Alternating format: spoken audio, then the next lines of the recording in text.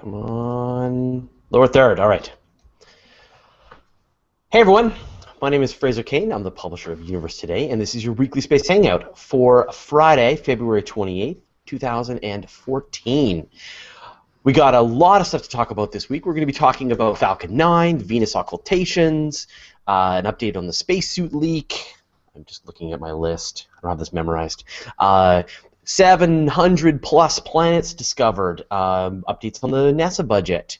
Moon getting hit by a very large asteroid. Not a very large asteroid. The smallest one that we saw.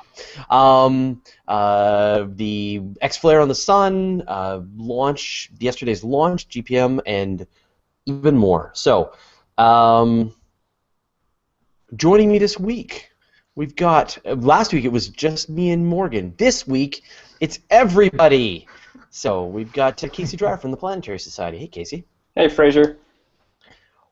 We got Dave Dickinson. All occultations. Hey. All the time. All the time. All the time. All the time. That's what it seems like. Elizabeth Howell. Hey, Elizabeth. Hello. Helping to represent Canada. Okay. Jason Major.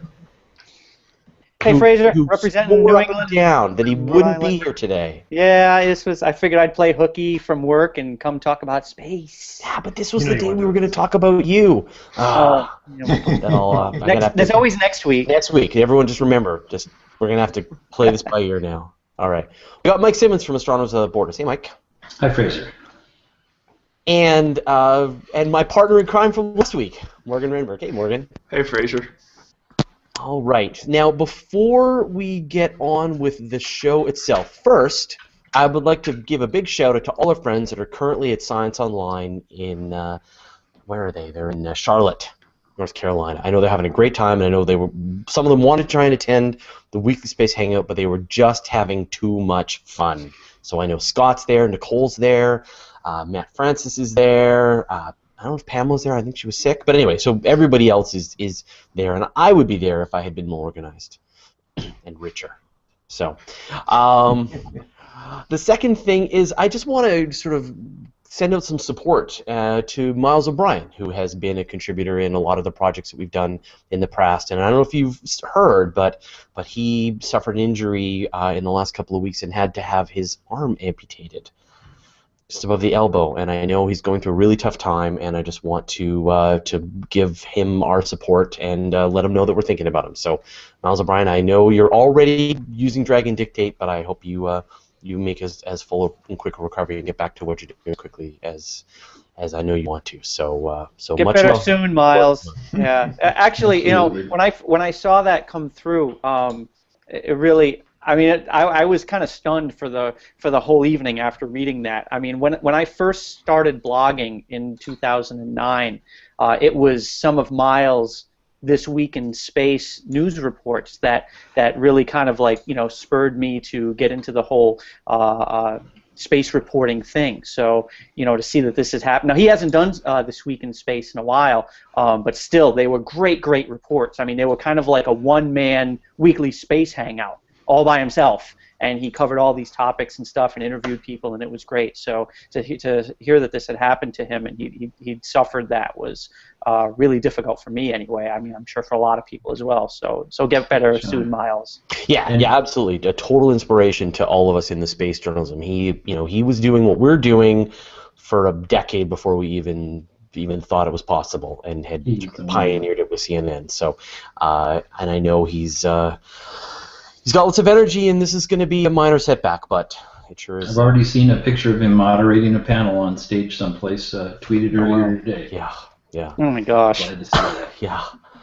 All right. Well, let's get moving. So, first thing, what do I want to talk about? I think I want to talk about the planets, because I think that's the big story this week, is take whatever number of planets you thought you knew about and just pretty much double it. Elizabeth, what's the story? It's so exciting to see when they come out and they go, there's 715 planets, not possible planets, which is always the way that it goes, but actual real planets. And the way that they're able to do this is through a new technique, and essentially what they say is, say you have a bunch of stars that are orbiting near each other. and crossing across their paths and dimming the light of the stars you would expect to happen with a planet. But if you have a bunch of stars doing it, it's going to be unstable over time because the gravitational interactions of all these big things are just going to throw it out of whack. But if you have a bunch of planets that are orbiting a star and causing the light to dim, then it's more likely, just by probability, that it's going to be a bunch of planets that are doing this particular function. And so all of that to say, if they happen to see a star and there's like one thing passing in front and then another, they know that it's a multiple planet system and not a multiple star system. And that's how they were able to confirm all these planets. They went back through all the data. They found these instances of multiple things crossing a single star, and they said these are actual real planets. And now we've got 750 new ones. And yeah, as you can see there in the graphic, it's just astounding. We've got a 400% increase in Earth-sized planets, 600% increase in super Earth-sized planets, not so much on the Neptune or the Jupiter size, but this just again shows that there are so many planets in the universe that happen to be rocky, that happen to be small, that happen to be pretty close to what Earth is like. And of course the next step would be to find out how many of them are habitable, but we will get into that later on. So I guess that's the question that we all want to know. I mean, with that increase in the number of Earth-sized planets, how many of them are going to be in the habitable zone? So we have no idea if there's a second Earth in there somewhere. Well, we know that there are 4 planets that are habitable, and they are in the super-Earth sort of range, so about 2 to 2.5 times the size of Earth's radius.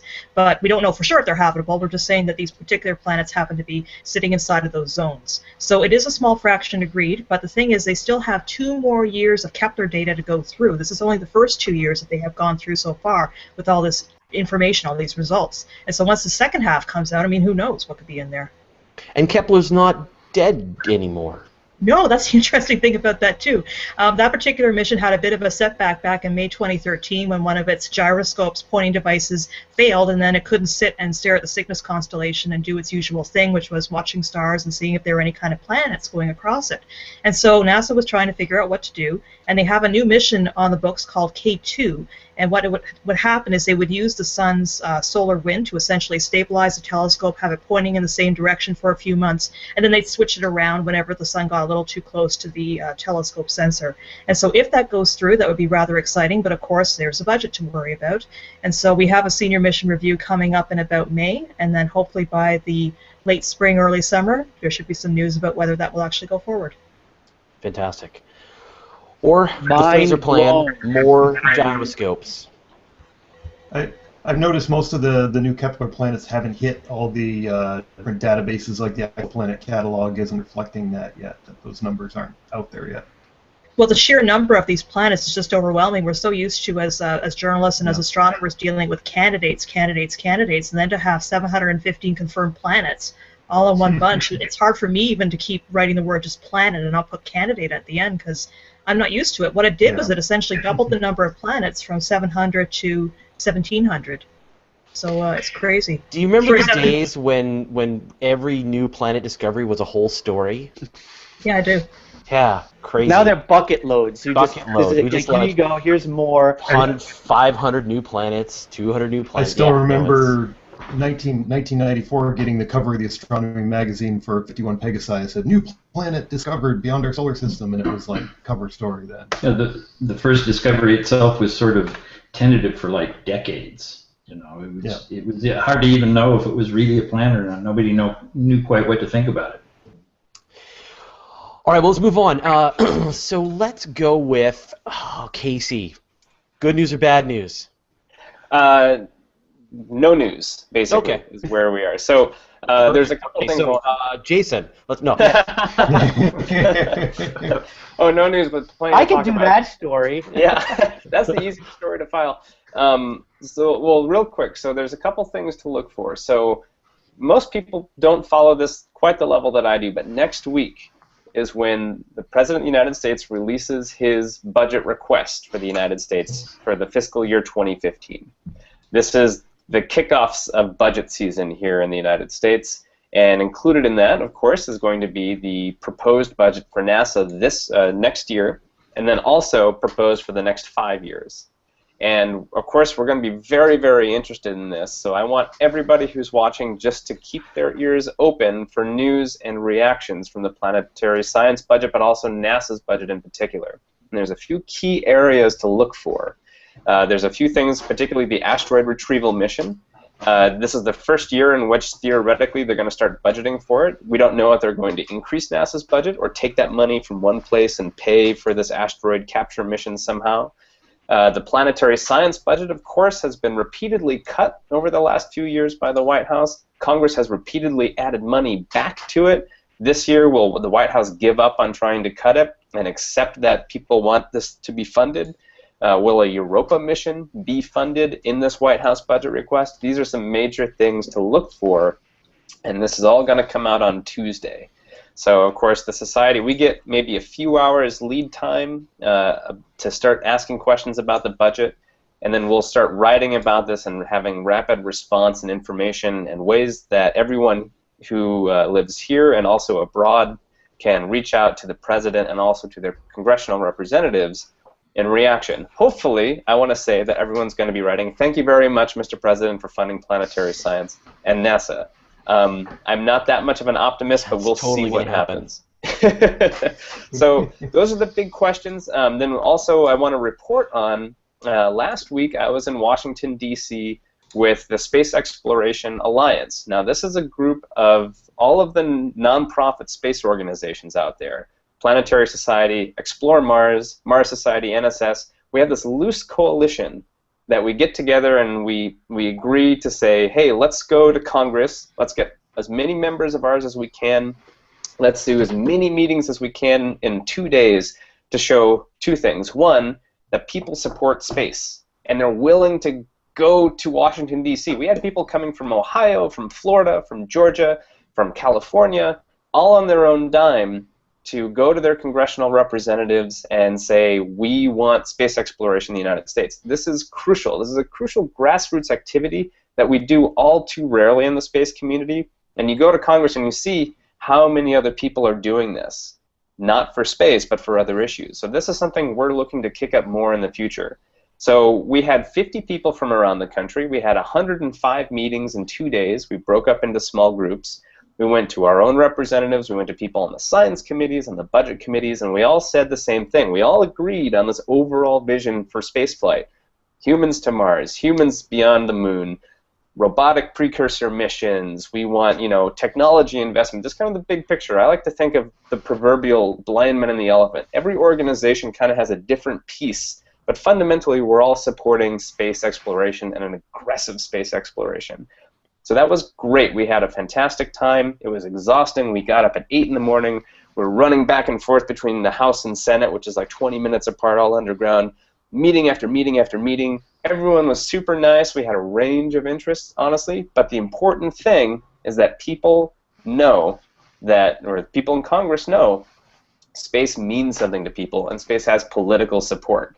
And then after that, I switched into my Planetary Society mode, and we went with our lobbyists that we have in the Planetary Society, and we met individually with key people about planetary science in Congress. We're all kind of planning and waiting for this budget to come out, but just part of the important process. This is what I think is this new thing that we're trying to build. We need advocates. We need people who are willing to stand up for space. It doesn't have to be planetary science. It can just be space. Just say you love NASA to your representatives. This needs to happen if we want NASA to grow, so I can stop talking about the damn cuts all the time. So this is the big goal of ours. So that happened all this week. It was very good. We're thinking about doing something in the fall. Certainly we'll do this again next year. And just keep your eyes open, everybody who's watching, for the NASA budgets next week. Follow along. That's planetarysociety.org/SOS. I'll be writing a whole bunch about it, so it'll be pretty exciting. And so we should look forward to lots of good news on the NASA budget front. Yeah, if you're optimist. Perfect. And again, it won't necessarily all be bad. Another thing to watch for is commercial crew. What's commercial crew going to be funded? Are we going to get more astronomy or astrophysics research funded? Are we going to have aeronautics and technology? NASA does an amazing number of things. And what we just need to make sure is that we preserve this balance. We want to make sure that everyone's going in the same place together. We had this weird thing earlier this week where the House was talking about this new concept of this Mars flyby, basically taking Dennis Tito's concept of Inspiration Mars but making the government pay for it. But that doesn't fit in with any other people's space plans. So, focused effort, focused support for space will get the kind of future we want to see. Fantastic. Casey, did they bump that back to 21 or 2021? Because I kept seeing that date flying around, and I thought that flyby was going to be in 2018. Yeah, they did bump it back to 2021 if they do like Yeah. a Venus flyby as well. It's pretty audacious, Yeah. and not that we can't do audacious, but this is the same committee that proposed defunding NASA down to its lowest level since 1986. And so, in order to do this, they'd need to make Mars, a human habitation module to stick on the Orion. They'd have to have radiation shielding. They'd have to have both of those things ready by 2021. So, that takes money, and money would have to come from somewhere. And no one's really talked about that in that mission, in that hearing. Yeah, because 2018, that's right around the corner, really. I was like, Yeah. yeah, something almost on the pad right now. Yeah, and that's not going to happen in 2018. All right. Well, vote early, vote often. Is that how that works? No, don't just I vote. understand your American politics, but Vote. Don't just vote. Contact the people who you voted for. Write your congressional representatives. People in Canada. Write the president at the White House. Write people at NASA.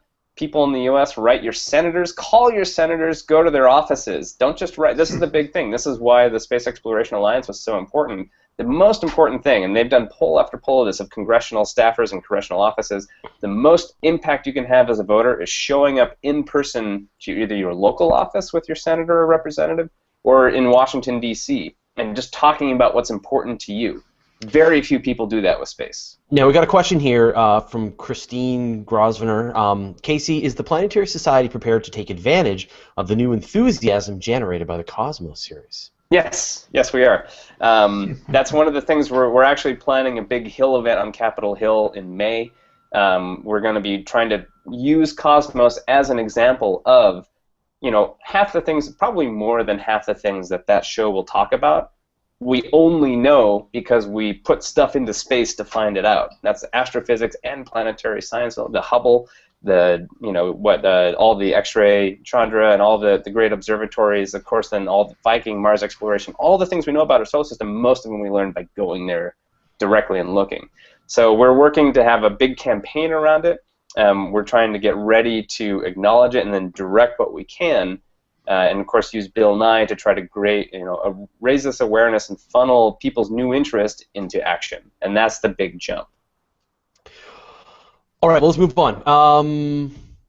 Jason Major, the moon got hit by a gigantic asteroid. Go figure, huh?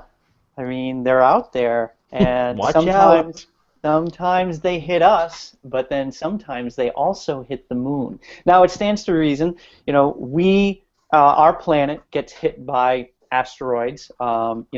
Everything from the little meteors that shoot through the night sky when you're looking at a meteor shower or just glancing up to the big guys like what impacted over Chelyabinsk about this time last year, or Tunguska back in 1908. So we're in a shooting gallery. And if we're getting hit, then obviously so is the moon, and that's the mission of that's the reason the Midas mission exists. Now, what that is it's run by the University of Huelva, and I hope I'm pronouncing that right. My Spanish is non-existent, and that's in southern Spain. And what they're doing is monitoring the moon with telescopes, and just kind of keeping an eye on what happens on the night side of it. Now, obviously, that's not the far side. That's the moon's night side. So when you have a crescent moon, that's the dark part of it.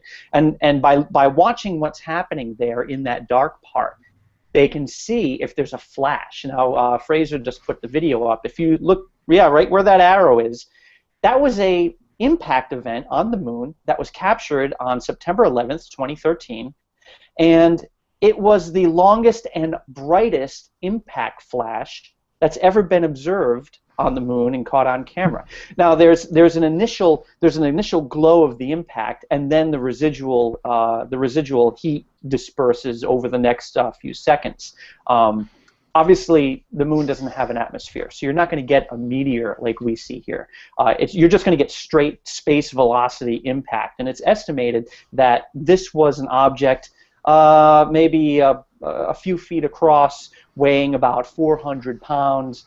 I want to make sure I get my stats right. Oops, no, I'm actually low on that. Weighing about 880 pounds, about 2 to 4.5 feet wide, and it's thought that it hit the moon at about 38,000 miles an hour. Now that translates to 61,000 kilometers an hour. This thing is going space speed, and it carved maybe a 120-foot crater on the moon. That's what they were thinking. Now, it hasn't been spotted yet, but this was the impact. So this news was just released this week, even though the event happened last September.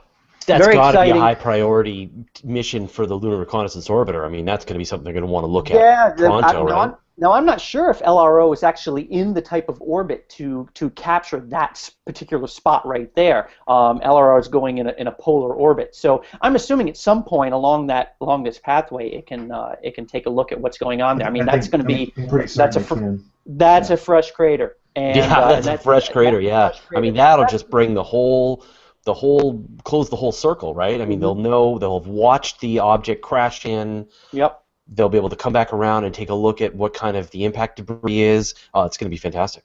We knew that this, we know the moon gets hit by things. Obviously, it's covered in craters. But what this tells us is that the moon actually gets hit a lot more often than we thought, meaning that it gets hit and Earth gets hit. So the impact rate on Earth is actually a magnitude higher than previously thought because of what the Midas mission is finding about rate of impacts on the moon. Crazy. I went and combed through Universe Today's Flickr gallery, and nobody caught it on that date too. I took a look. It was right around quarter at that time. How long? And no, there wasn't a virtual star party that night. Oh no. Were we looking at the moon? I don't know. No. That's one of the first things I wondered. I was like, it couldn't have been on a Sunday night. I don't know. No. How long what? Fraser, how long what? Oh, I'm wondering how long that that was sort of like a bit of a time lapse, that image of it blowing up. Well, but I wonder how long it actually would have been there on the moon, and could anybody else confirmed it? I mean, this event is literally over. It fades over the course of 2 minutes. Okay. Yeah, 2 minutes. Well, so all the people that are taking images of the moon every night, right? It was during the daytime here. The moon was at first quarter. I took a look, but over in Europe where they caught the image, it was at nighttime there. So I wouldn't be surprised during first quarter. Usually, a lot of people the moon's up in the evening. A lot of people are imaging. I wouldn't be surprised if somebody caught it over. All right. Well, if you saw a picture, add it to our Flickr pool on the University Flickr pool, and we'll highlight your story. All right. Well, let's move on. So Morgan. Falcon 9 can land now? Well, not yet, but they're working towards that.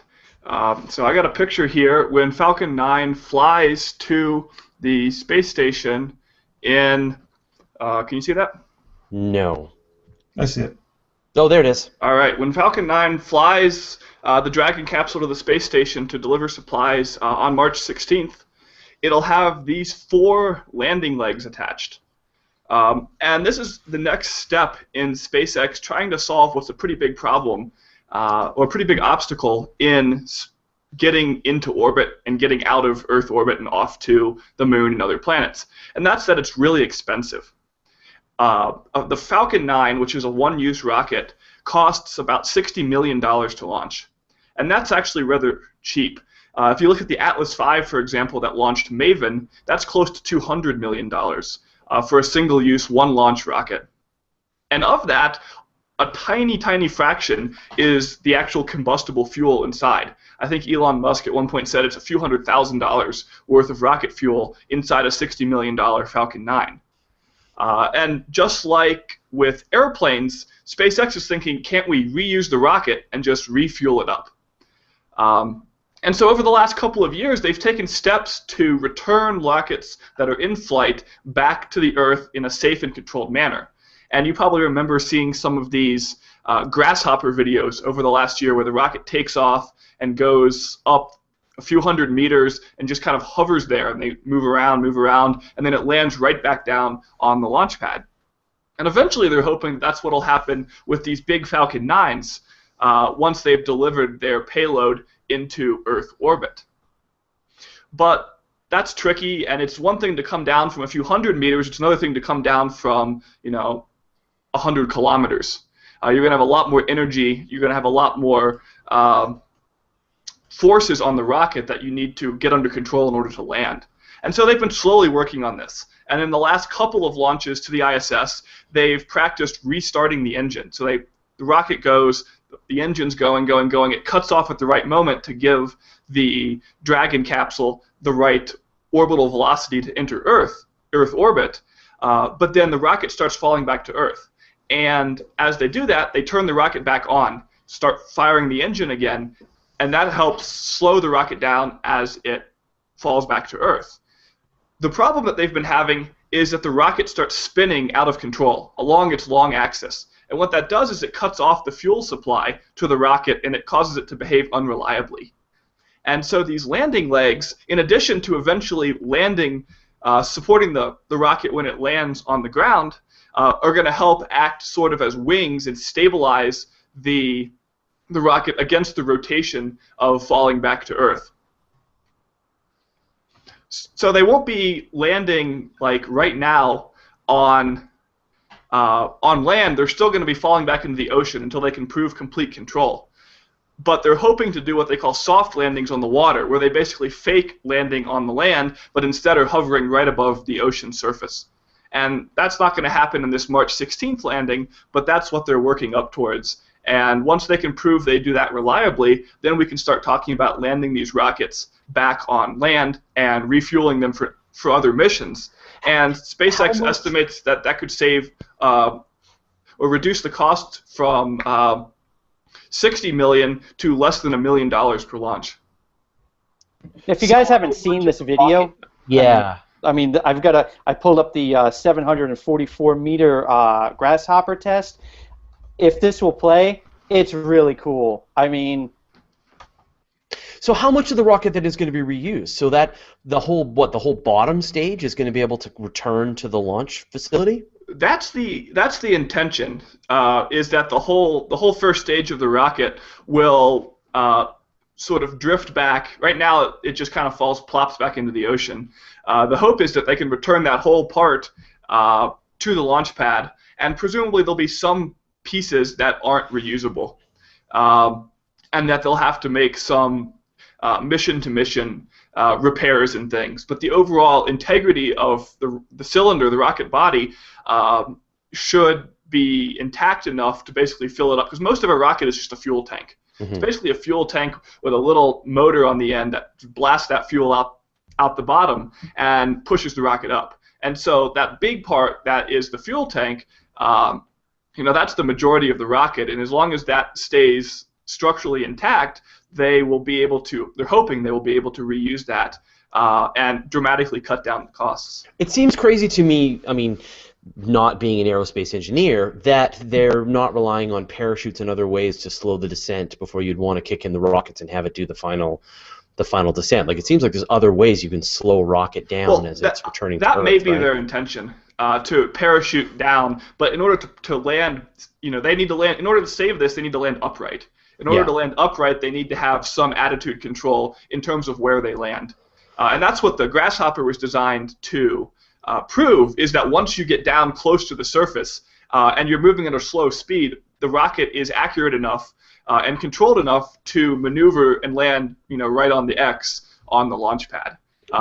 Yeah, I mean, if he can crack Elon Musk said it's like flying in an airplane and destroying your jumbo jet every time you take a trip. And so if we can get to that point where you can actually take off in these rockets, reuse all the parts and just deliver the payload into space, it'll be phenomenal. That will be the big revolution in space exploration. Right. And that was the idea behind the space shuttle. It never fully came to fruition. They reused the solid rocket boosters on the space shuttle, but that big main fuel tank, the big red foam-covered thing that you see in all the pictures, that fell back to Earth and was destroyed. And so they had to rebuild that every time they wanted to launch a new space shuttle. And they had to do a heavy amount of rebuilding on just every orbiter. I mean, they were $500 million launches each time. So if that was the goal, they were nowhere near it.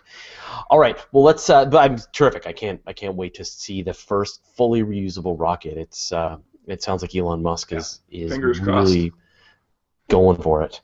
Okay, Dave Dickinson, I know that you want to talk about occultations. You said you want to talk about it twice, so what's the news on the Venus occultation? You're muted, by the way.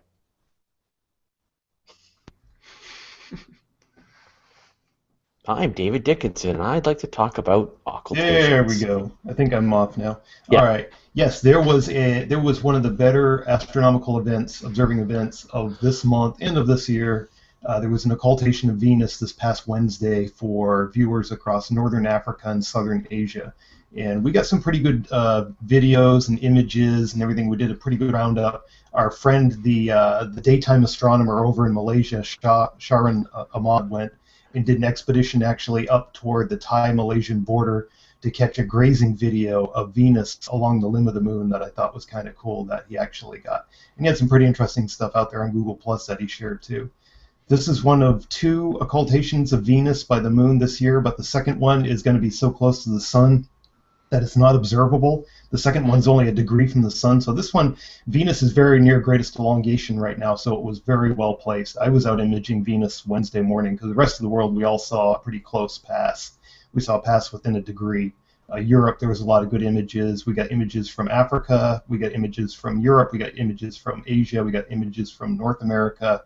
And there was some science to be done on this, but nobody took me up on the challenge of seeing the, we talked about the mystery of the ashen light on Venus, whether it's actually a real phenomenon or an observer illusion. And I pointed out, somebody actually pointed out to me, and we're talking about being able to see that dark limb of Venus come off the dark limb of the moon. However, you would have had to have been in North Africa at a very precise point to get it, and to my knowledge, nobody actually tried it. There is another occultation up in 2015 that somebody could possibly do this from the outback in Australia. So beyond just being pretty pictures, it would be something kind of cool too. I noticed also there a lot of flags have the moon and star, crescent star on it. This kind of, yeah, this was an observer in India shot me these. I put these together for him. He had a Flickr page. We had all a sequence, and I actually stitched these together for him, where he actually caught in India. In Bangalore, where he actually saw Venus go behind the limb of the moon, or the bright limb of the moon, which I thought was kind of cool because you can see they're both in a crescent phase. So I thought it was kind of nifty that he actually caught that. So you've got actually the second and third brightest natural objects in the sky next to the moon in the same image. I did some historical research on why a lot of these countries have stars and moons. Like they have this kind of representation, like the Turkish flag is always the one, and the Malaysian flag has it too. Sharon was pointed out.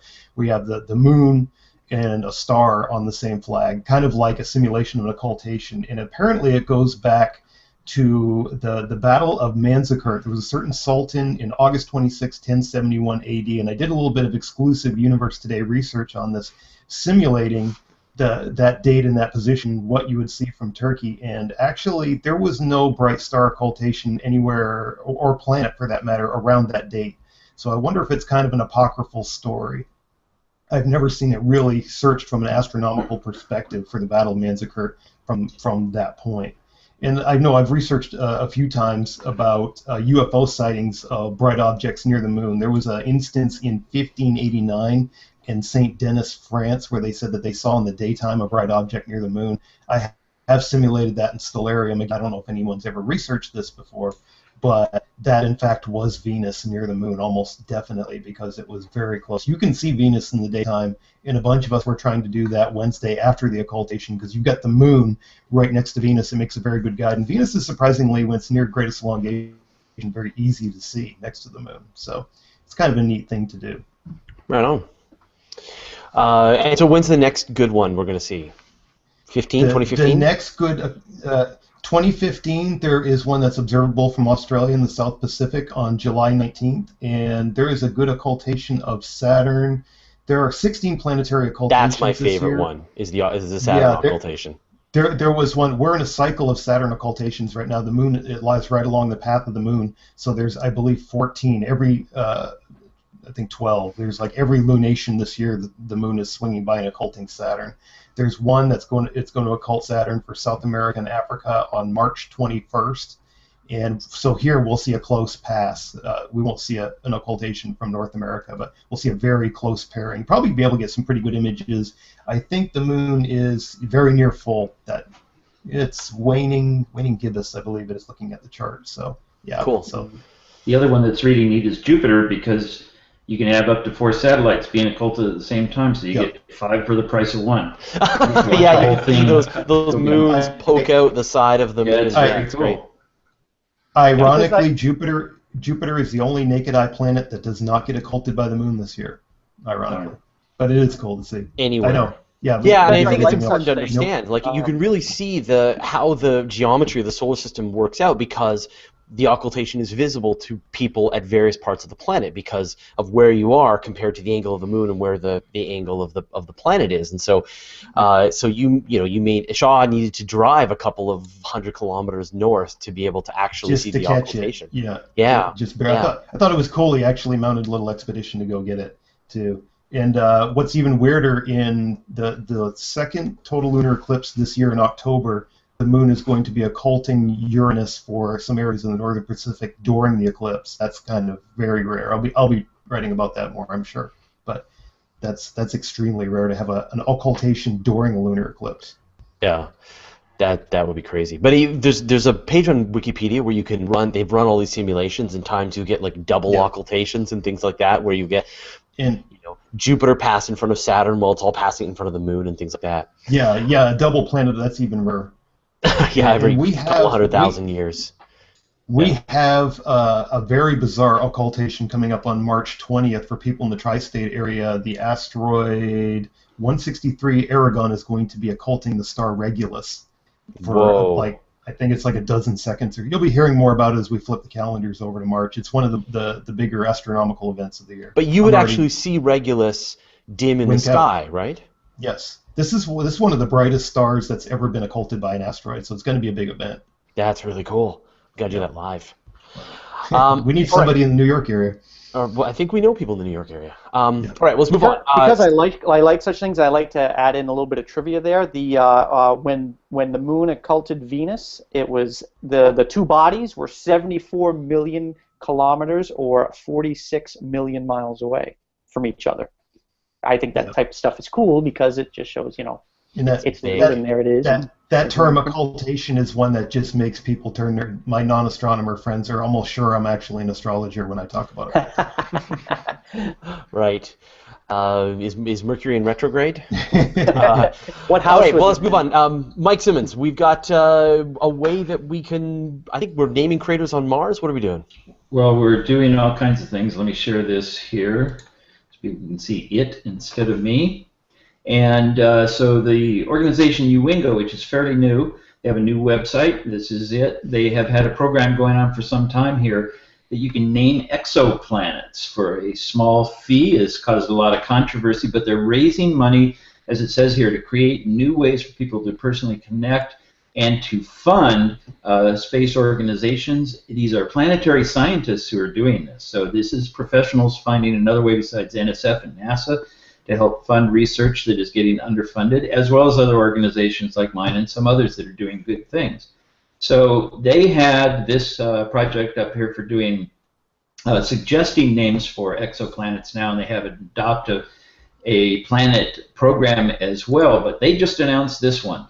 There are 500,000 features that have been identified on Mars, and so far 15,000 of them have been named, and they've all been done by people who happen to be driving rovers around on the planet's surface. So they've given you a chance to be a part of Uwingo's own map.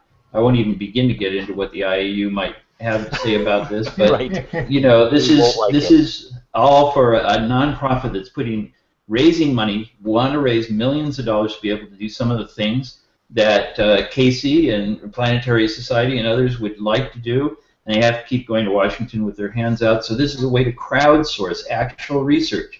And you can see here, I don't know if these are real names or not, Sarah's large hole in the ground, that's a big crater there. I hope these are just sample names, but I would highly recommend going to Uwingo. You can see how it's spelled up here. It's uwingo.com.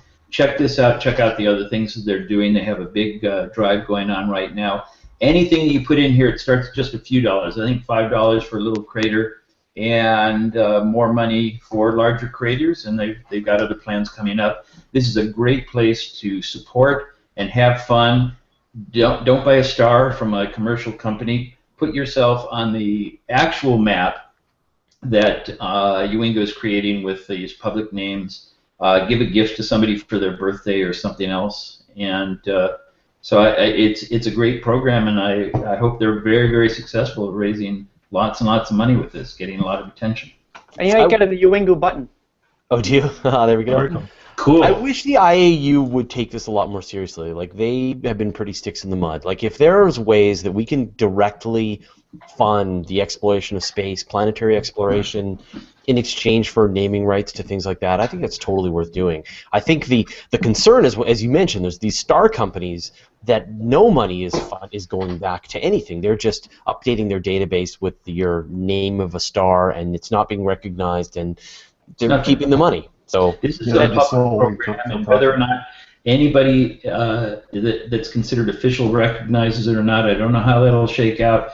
But this is up and up. This is real, and if it's a public map and it's things that we're doing, maybe some of them will stick, maybe some of them won't. But they've already nominated names for exoplanets based on this, and there are a lot of planet discoverers who are behind that as well. So it is. I agree with you that there has to be a way for astronomy to be more relevant, to be more participatory, and to get people to understand what's going on and provide support. And they're doing a fantastic job of it. Yep. All right, so we're going to move on. We got a few more minutes, and I know Elizabeth has been following the SpaceX leak that happened with Luca Parmitano about a year ago, and has some updates and information. So what's the new news, Elizabeth? This week they released a 222-page technical report describing all the different causes that went into this. And like any kind of spacecraft crash or sort of aircraft investigation, you can understand that once you start to pull on a thread, the whole ball begins to unravel. So trying to summarize all that information in a few news stories even is quite challenging. But what I'm going to do here is just focus on one aspect that surprised everybody, which is that this kind of leak actually happened in the same helmet, in the same spacesuit the week before. And what happened was, they were finishing up the spacewalk. They took off. Luca Parmitano, who was wearing the helmet, took off his helmet, and he noticed that there was about 1 liter of water in there. And they couldn't quite figure out what was going on, but they thought that maybe because he had his head down while they were doing the repressurization, that he had somehow activated his drink bag, and that the bag had leaked water in there. And so apparently there were some conversations between the crew and the ground, and everybody just came to the conclusion that it must have been the drink bag. Well, as history shows, that's not exactly what happened, because when he went out a week later, the leak just got worse, and it turned out to be something to do with the airflow, the flow valve inside of his backpack. So they're still working on what the exact cause is. But the point is, it did happen before, and basically the report is saying that NASA just took too cursory of a look at the situation and kind of accepted a half investigation into the matter, and then just went ahead with the next spacewalk. And that, I think, was the part that really, really worried everybody. They're calling it a misdiagnosis, which is actually a pretty bold moniker for the whole thing. Yeah, the fact that they're having trouble digging up, where that liter of water came from is it's kind of amazing. So has this spacesuit, the helmet, been returned to Earth then for study by engineers there, or is this still all being done by astronauts in orbit? It's still being done by astronauts in orbit, and actually that's a whole other aspect of the report. They're basically saying there's only a limited number of suits available. This is not an aging issue. I should emphasize this. This is not an aging issue. However, the suits are certified for up to 6 years on orbit before getting a major checkout, and basically they're questioning that process, saying that maybe we should be looking at this a little bit more often. And then the other problem they have is that there's hardware in orbit, and there are people on the ground, and the people on the ground are trying to do this investigation. They can't even access the actual stuff that was involved in the situation. And so another thing they call for in the report is a more expedient way of getting parts up and down on the various spacecraft. And it is slated to come back to Earth on a SpaceX flight later this year, but by that time, probably almost a year will have passed, because it was back in July. So you can imagine just how difficult it is for anybody to do an investigation when you got a crew in orbit, they've got all this other science and other duties to do. They had an emergency spacewalk back in December. Meanwhile, there's a spacesuit that really needs to be looked at and to try and figure out what's going on. So, yeah, overall, it's a very serious situation. Now, the next thing I'll talk about quickly is the remedies. Essentially, they have 49 recommendations in this report, which I'm not even going to try to go through. But to kind of bring them out into different priorities, they have priority 1, 2, and 3, with 1 being the most urgent and 3 being the least. And NASA has pledged to actually clear the 1 and 2 recommendations before any kind of spacewalk, any kind of normal spacewalk takes place. And they hope to have this all done by June. And I asked them if they had any kind of pressing spacewalk tasks to do between now and then, or even a little bit after then. Like, for example, when they had that emergency spacewalk back in December, they put the broken pump into sort of a temporary location, and they said at the time, well, it can sit here until summer, when we can take a look at it and make a couple of adjustments and put it in a more permanent spot. And apparently they've done some other analysis since then, and it can sit there for many months more, so that's not a problem. So they're saying that, you know, unless something breaks, they're not going to be sending anybody outside until at least July or August, depending on how quickly this investigation gets worked through and all the recommendations and all of that. So we're getting a little short on time because I actually want to wrap this up at 1 because our good friends at Space Fan News, Tony Darnell, they're going to be doing their Hubble Hangout at 1 p.m. and I know that a lot of people will want to jump on over and see that. So we've got about another 7 minutes left, and then we'll sort of usher you into their hangout. So a couple of things then. One was we had a launch yesterday, which I know a lot of people were watching. Yes. GPM. GPM core satellite, global precipitation measurement satellite launched out of Tengishima, Japan.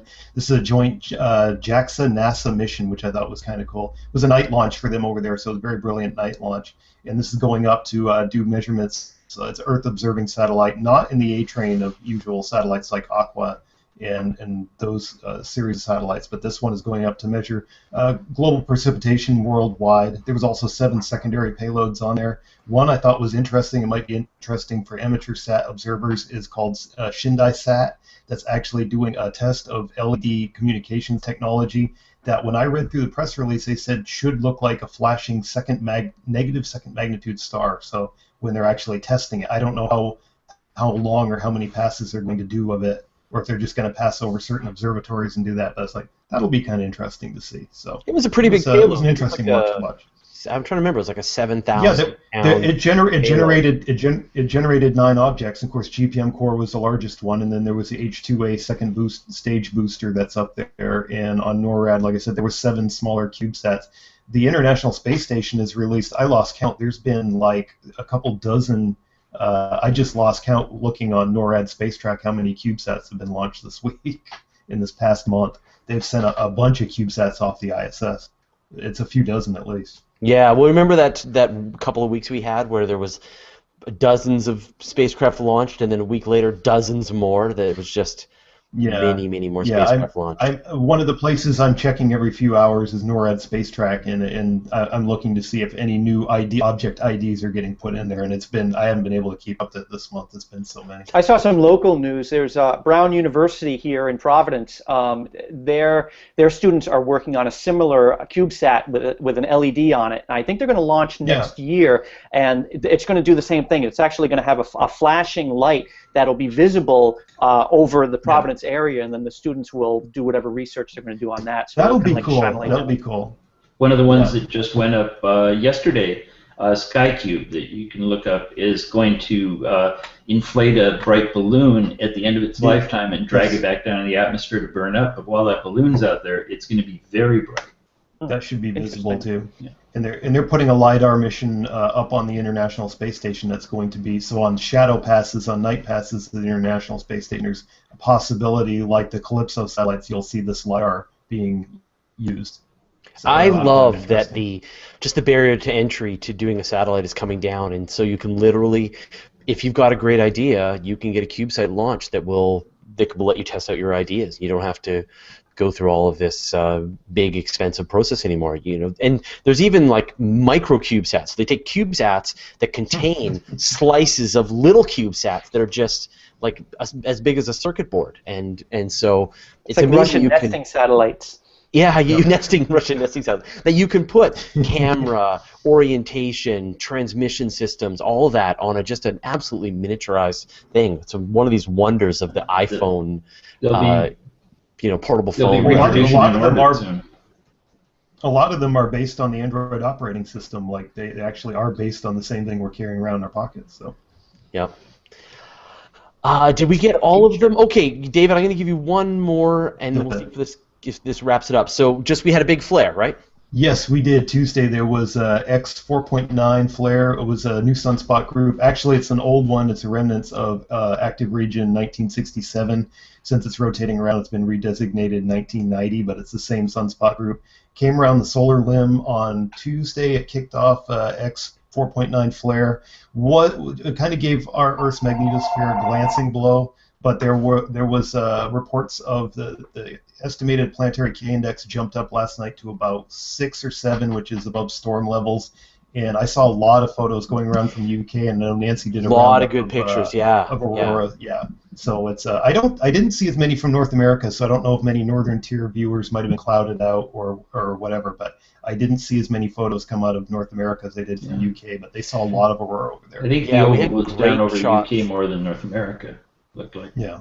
Yeah, no, we had some great shots on the Flickr poll. So again, if you do a search for the Universe Today Flickr poll, if you go to Universe Today, it says photos at the top. If you click that, it'll take you to the Flickr pool, and right now we have about 14,000 pictures in there. But it's amazing. You can see whatever is the big event because it's all auroras right now. Last night's storm subsided, but that active region is just rotating into view, so it may kick off some flares. It's a third time around for this active region too. I mean, it's already done three rotations. Yeah. How many times has it thrown out blasts of radiation into space? Okay, well, why don't we wrap this up then? So we'll give our good friends over at Deep Astronomy a chance to take over the internet. So, Casey, where do we find out more? Planetary.org/SOS will be the section for all of the space policy news and budget news coming out next week. And planetary.org and regular. I am universetoday.astroguys.com, and I will probably be doing a quick rant post about switching over to daylight savings time next week. So. Have you not destroyed daylight savings time yet? Not yet. Wow, you will. Elizabeth, Hopefully. Where do we find out more?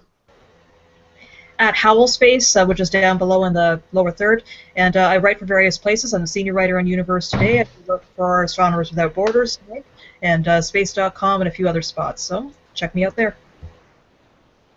Jason Major. I'm on lightsinthedark.com. I'm on Twitter as JP Major. I'm at Universe Today and Discovery Space News. All good stuff. Space all the time. Mike Simmons, where do we find out more? Well, I'll just talk about Uwingo this time. They need the attention. It's a wing with a U at the front and a U at the end.com. Uwingo. Since Mike won't do it, I will do it. You can find him at astronomerswithoutborders.org. And you've got the big World Astronomy Month coming up soon. Soon, 1 month, and when we have news about that for new programs and things, maybe I'll talk about that. So. All right, and Morgan.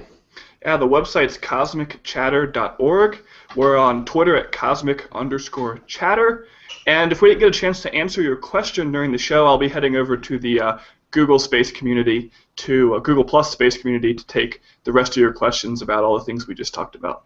And so just to reiterate that, so if you go to Google Plus, you do a search for the space community there. There's about 110,000 people in the space community, or more, I forget. 170,000. 170,000, awesome. Yeah. And Morgan will hang out there and answer lots of questions about space and astronomy until you've had your fill. And we really appreciate Morgan fulfilling that service. I think it's a great idea. I got to think of some way to channel more people at this. So, cool. Well, once again, and I'm Fraser Cain. You can find me on Twitter at fcain. Universe Today is my website. We just wrapped up another week of filming. We got 8 more episodes that are in the can, and we will be unleashing them on the YouTubes over the next month. Some pretty silly topics this time around. We went a little weird. I will admit it. So hey, thanks everyone for watching. Thanks to the entire panel for joining us. And if you haven't already, do a search for Space Fan News, Hubble Hangout on Google Plus, and watch what they're doing next. Tony Darnell, Scott Lewis, good friends, and you'll get lots more information on the Kepler discovery. So, thanks everyone, and we'll see you all next week. Planets that are doing this particular function. And so all of that to say, if they happen to see a star and there's like one thing passing in front and then another, they know that it's a multiple planet system and not a multiple star system. And that's how they were able to confirm all these planets. They went back through all the data. They found these instances of multiple things crossing a single star, and they said these are actual real planets. And now we've got 750 new ones. And yeah, as you can see there in the graphic, it's just astounding. We've got a 400% increase in Earth-sized planets, 600% increase in super Earth-sized planets, not so much on the Neptune or the Jupiter size, but this just again shows that there are so many planets in the universe that happen to be rocky, that happen to be small, that happen to be pretty close to what Earth is like. And of course the next step would be to find out how many of them are habitable, but we will get into that later on. So I guess that's the question that we all want to know. I mean, with that increase in the number of Earth-sized planets, how many of them are going to be in the habitable zone? So we have no idea if there's a second Earth in there somewhere. Well, we know that there are 4 planets that are habitable, and they are in the super-Earth sort of range, so about 2 to 2.5 times the size of Earth's radius. But we don't know for sure if they're habitable. We're just saying that these particular planets happen to be sitting inside of those zones. So it is a small fraction, agreed, but the thing is they still have 2 more years of Kepler data to go through. This is only the first 2 years that they have gone through so far with all this information, all these results. And so once the second half comes out, I mean, who knows what could be in there. And Kepler's not dead anymore. No, that's the interesting thing about that, too. That particular mission had a bit of a setback back in May 2013 when one of its gyroscope's pointing devices failed, and then it couldn't sit and stare at the Cygnus constellation and do its usual thing, which was watching stars and seeing if there were any kind of planets going across it. And so NASA was trying to figure out what to do, and they have a new mission on the books called K2, and what would happen is they would use the sun's solar wind to essentially stabilize the telescope, have it pointing in the same direction for a few months, and then they'd switch it around whenever the sun got a little too close to the telescope sensor. And so if that goes through, that would be rather exciting, but of course there's a budget to worry about. And so we have a senior mission review coming up in about May, and then hopefully by the late spring, early summer, there should be some news about whether that will actually go forward. Fantastic. Or the Fraser plan, more gyroscopes. I've noticed most of the new Kepler planets haven't hit all the different databases, like the Exoplanet catalog isn't reflecting that yet, that those numbers aren't out there yet.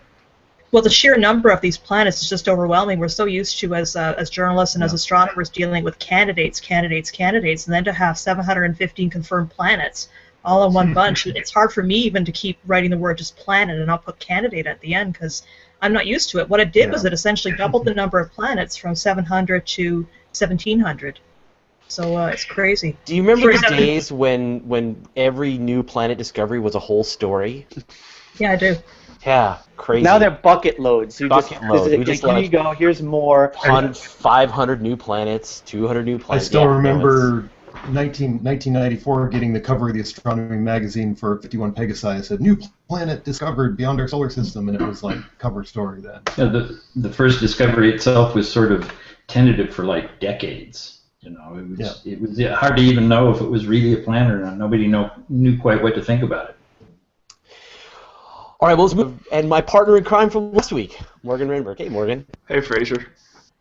All right. Now, before we get on with the show itself, first, I would like to give a big shout out to all our friends that are currently at Science Online in, where are they? They're in Charlotte, North Carolina. I know they're having a great time, and I know some of them wanted to try and attend the Weekly Space Hangout, but they were just having too much fun. So I know Scott's there, Nicole's there, Matt Francis is there. I don't know if Pamela's there. I think she was sick. But anyway, so everybody else is there, and I would be there if I had been more organized and richer. So the second thing is I just want to sort of send out some support to Miles O'Brien, who has been a contributor in a lot of the projects that we've done in the past. And I don't know if you've heard, but he suffered an injury in the last couple of weeks and had to have his arm amputated just above the elbow. And I know he's going through a really tough time, and I just want to give him our support and let him know that we're thinking about him. So, Miles O'Brien, I know you're already using Dragon Dictate, but I hope you make as full and quick a recovery and get back to what you're doing quickly as I know you want to. So get much better love. soon, Miles. Yeah, actually, when I saw that come through, it really. I mean, I was kind of stunned for the whole evening after reading that. I mean, when I first started blogging in 2009, it was some of Miles' This Week in Space news reports that really kind of like spurred me to get into the whole space reporting thing. So to see that this is. Come on. Lower third, all right. Hey everyone, my name is Fraser Cain. I'm the publisher of Universe Today, and this is your Weekly Space Hangout for Friday, February 28th, 2014. We got a lot of stuff to talk about this week. We're going to be talking about Falcon 9, Venus occultations, an update on the spacesuit leak. I'm just looking at my list. I don't have this memorized. 700 plus planets discovered. Updates on the NASA budget. Moon getting hit by a very large asteroid. Not a very large asteroid. The smallest one that we saw. The X-flare on the Sun, yesterday's launch, GPM, and even more. So, joining me this week, we've got, last week it was just me and Morgan. This week, it's everybody. So, we've got Casey Dreyer from the Planetary Society. Hey, Casey. Hey, Fraser. We got Dave Dickinson. All occultations. Hey. All the time. All the time. All the time. All the time. That's what it seems like. Elizabeth Howell. Hey, Elizabeth. Hello. Helping to represent Canada. Okay. Jason Major. Hey, Fraser, who representing swore New up and England. down that he wouldn't be here today. Yeah, I figured I'd play hooky from work and come talk about space. Yeah, but this was the day we were going to talk about you. There's always next week. Next week. Everyone just remember, we're going to have to play this by ear now. All right. We got Mike Simmons from Astronomers Without Borders. Hey, Mike. Hi, Fraser. And Now, he hasn't done This Week in Space in a while, but still, they were great reports. I mean, they were kind of like a one-man weekly space hangout all by himself, and he covered all these topics and stuff and interviewed people, and it was great. So to hear that this had happened to him and he'd suffered that was really difficult for me anyway. I mean, I'm sure for a lot of people as well. So get better soon, Miles. Yeah, absolutely. A total inspiration to all of us in the space journalism. He was doing what we're doing for a decade before we even thought it was possible, and had pioneered it with CNN. So, and I know he's got lots of energy, and this is going to be a minor setback, but it sure is. I've already seen a picture of him moderating a panel on stage someplace, tweeted earlier today. Yeah. Oh my gosh. Glad to see that. Yeah. All right. Well, let's get moving. So, first thing, what do I want to talk about? I think I want to talk about the planets, because I think that's the big story this week. Is take whatever number of planets you thought you knew about and just pretty much double it. Elizabeth, what's the story? It's so exciting to see when they come out and they go, there's 715 planets, not possible planets, which is always the way that it goes, but actual real planets.